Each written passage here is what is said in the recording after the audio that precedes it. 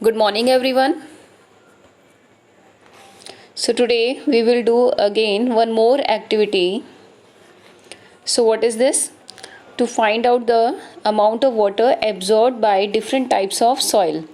Means आपको क्या करना है, डिफरेंट टाइप की सॉइल लेनी है और वो कितना वाटर एब्जॉर्ब कर सकती है आपको वो देखना है. ठीक है. So this we will do through animation. So how will you perform this activity. आपको इस एक्टिविटी के लिए ये सारे इंस्ट्रूमेंट लेने हैं. ठीक है. Beaker, funnel, filter paper. ठीक है. तो सबसे पहले आप क्या लोगे, फिल्टर पेपर. उसे आपने कोन शेप बना लेनी है और उसको फनल में डाल देना है. ठीक है. अब उसे किस में रख दोगे आप, बीकर के अंदर. अब आपने क्या करना है, इसके अंदर आपने वो क्ले या कोई भी मिट्टी आप ले लो. ठीक है. आपने सॉइल डाल दी है. अब इसके अंदर आपने पानी डालना है. ठीक है. तो आपने जो पानी डाला है वो जितना भी आप ले रहे हो, ठीक है, आप उसे मेज़र कर लेना. तो इसने लिया 100 ml. तो आप यहाँ ड्रॉप वाइज डाल दो इसके अंदर. ठीक है. तो ये मिट्टी क्या करेगी, इस पानी को क्या कर लेगी, एब्जॉर्ब. तो आपने इस तरह से डालना है. ठीक है. कुछ टाइम के लिए इसको आप रख दोगे. जब आप इसे कुछ टाइम के लिए रखोगे तो कुछ तो पानी मिट्टी एब्जॉर्ब कर लेगी और कुछ देखो ये नीचे आ जाएगा. तो इस तरह से आपको एक्टिविटी क्या करनी है, 3 टाइम्स रिपीट करनी है डिफरेंट सॉइल के साथ. ठीक है. तो अब आपको ये देखना है कि देखो नीचे कितना पानी आया है. हमने देखा 60 ml पानी आ गया है. इसका मतलब 40 ml पानी कहाँ गया, उस मिट्टी के अंदर. ठीक है. तो आपने सेम एक्सपेरिमेंट 2 डिफरेंट सॉइल से जो आपने और ले रखी है उसके साथ करना है. तो अब देखो 40 ml पानी कहाँ गया, मिट्टी के अंदर. बट अब आप मेज़र करना चाहते हो कि कितना पानी इस मिट्टी ने एब्जॉर्ब किया, उसकी आप परसेंटेज निकालना चाहते हो. तो उसके लिए अब आपको क्या करना पड़ेगा, ये फॉर्मूला लगाना पड़ेगा. ठीक है. तो सबसे पहले देखो आपने मिट्टी कितनी ली, सॉइल कितना लिया, 20 ग्राम. पानी उसमें आपने कितना डाला था, हमने एक्टिविटी के थ्रू डाला था 100 ml. पर सपोज आप 200 ml डाल रहे हो. ठीक है. उसके बाद आप क्या करोगे, amount of water absorb by 20 gram of soil. आपने क्या करा कि 200 ml तो उसमें पानी डाला था, 20 ग्राम क्या ली थी आपने, सॉइल. ठीक है. तो अब आपने ये देखना है कि इस मिट्टी ने कितना पानी एब्जॉर्ब कर लिया है. तो 200 में से आप क्या कर दोगे, x माइनस कर दोगे. x का मीनिंग यहाँ पे क्या है, आपको नहीं पता कितना पानी इसने एब्जॉर्ब किया है. ठीक है. तो वो आप इसको x को क्या कर लो, यहाँ पे सपोज कर लो. ठीक है. तो आपने 200 माइनस x जो भी आया है उसको आपने क्या करना है, फॉर्मूले में परसेंटेज निकालने के लिए ऊपर रख देना है. लिया कितना था, 20. ठीक है. मल्टीप्लाई में क्या कर दोगे, 100. ये क्या आ जाएगा आपका, percentage of water retained by the soil. Clear. अगर आपको ये पता चल जाता है कि नीचे पानी कितना आया है, ठीक है, तो आप पानी जो मिट्टी ने एब्जॉर्ब किया वो आप निकाल सकते हो, यानी वो x होगा. क्लियर.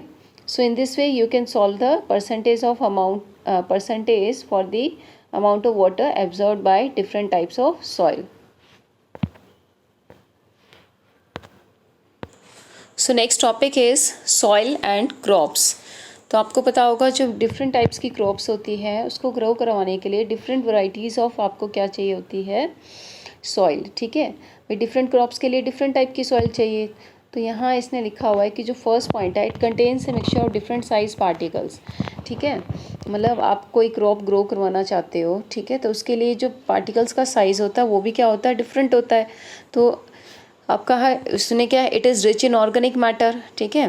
भाई अगर आप कह रहे हो कि भाई उस क्रॉप के लिए एक अच्छी सॉइल चाहिए तो उसके अंदर क्या होना चाहिए, एक ऑर्गेनिक मैटर भी होना चाहिए. ऑर्गेनिक मैटर का मतलब होता है कि खाद वगैरह का पार्ट उसमें होना चाहिए. ठीक है. उसमें एयर स्पेस होना चाहिए. ठीक है. उसमें पानी एब्जॉर्ब करने की कैपेसिटी होनी चाहिए. अगर आप सैंडी सॉइल ले लोगे तो पानी तो उसके अंदर रुकेगा ही नहीं, वो सारा का सारा नीचे चला जाएगा.